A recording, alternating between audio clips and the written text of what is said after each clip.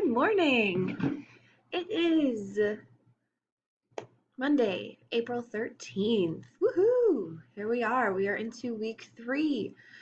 A fun story before we get started today. I went to the grocery store yesterday and I hit a thing in the pavement and I flipped over my shopping cart and clotheslined my throat on my shopping cart. So my voice is a little funky right now. And so, of course, like in this time when everybody's afraid of the coronavirus, and that's our biggest fear, I can't even walk in a parking lot. So, which is a fun segue into what we're learning today, which is irony. So, irony is one of my favorite things to teach, and it makes me really sad that I can't actually be with you while we're teaching this. So, hopefully, we can still have fun with this anyway. So go ahead and get out whatever you would use last time for your notes. Make sure that you are following along and writing this stuff down because, again, it's really going to help you as you're working through the next few weeks. Those of you who took the notes on our first Monday did so much better than those of you who did not really pay attention and kind of just skipped through things, okay? So, irony, our basic definition, there are two things. One, you can kind of say that it is a surprise. Our more formal definition is that it is the difference between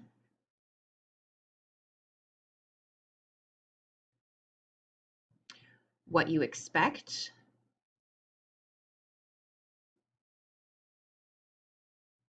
and what actually happens. Okay? Now that might seem kind of vague right now, so that's just our official definition, but there are 3 different types that we're really going to be focused on here. And then we're going to go through some examples to hopefully kind of clear it up and give you a little more clarity on these different types. So there are 3 types of irony. The first one is verbal. This is one that you guys already know because we know it as sarcasm.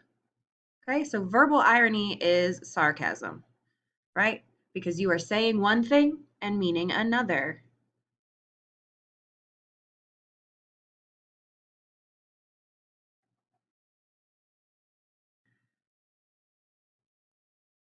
So if we were in a classroom and I was like, wow, I just love it when everybody talks over me. There's my sarcasm. There's my verbal irony because I'm saying that, but I very much do not mean it. Okay? Our next one is situational irony. So this is our more like basic form of irony. This is the contrast between what you expect and what's actually happening. So it's similar to just our basic level of irony.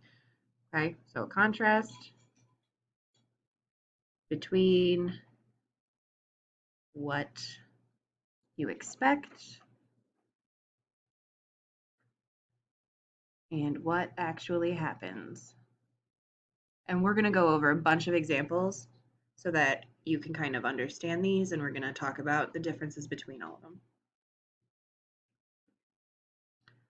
And remember, if I'm going fast, pause the video. You are in control here.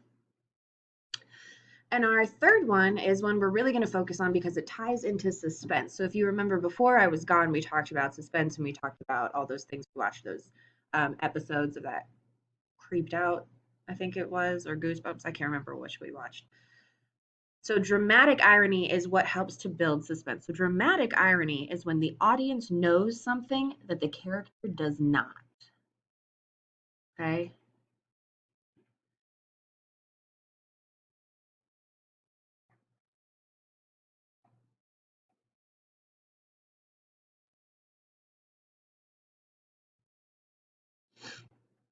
So if you think like in the movie Snow White, if you've seen that. In Snow White, we know that the apple is poison because we see the little old witch being like, oh, yes, let me feed this to her. But Snow White does not know that it is, so we feel suspense because we're like, no, don't eat it, you're stupid, and then she eats it anyway. So that's our dramatic irony. We know something watching it, or if we're reading something and we know what they don't know, it creates that suspense and that level of irony. So let's look at a couple examples. I'm really bummed that we can't do this together, but that's fine, I guess.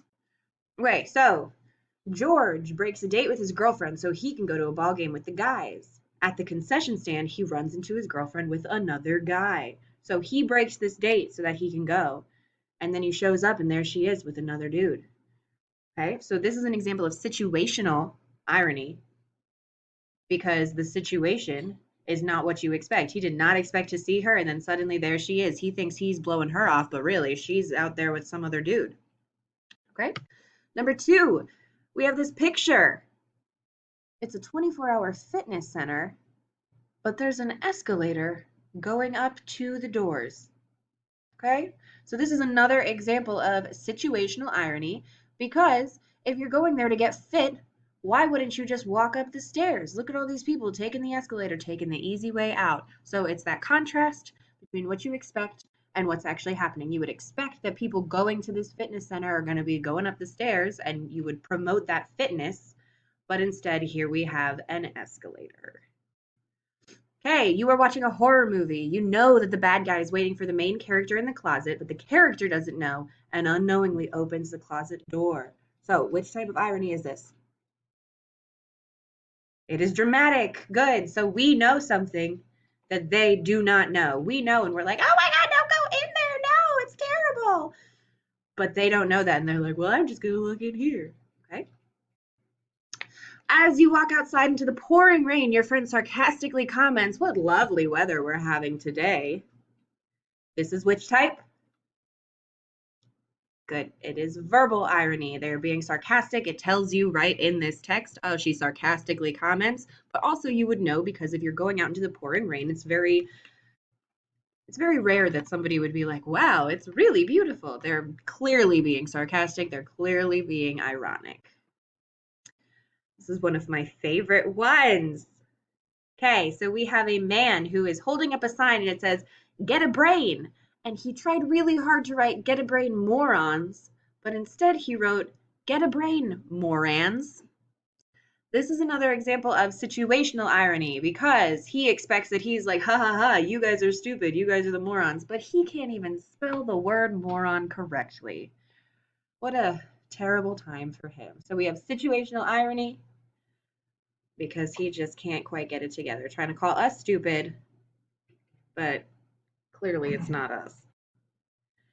Number 6, a police station gets robbed. Situational. You wouldn't expect that a police station where the people are that are going to be taking care of you or supposed to be taking care of these things would be getting robbed. But there it is.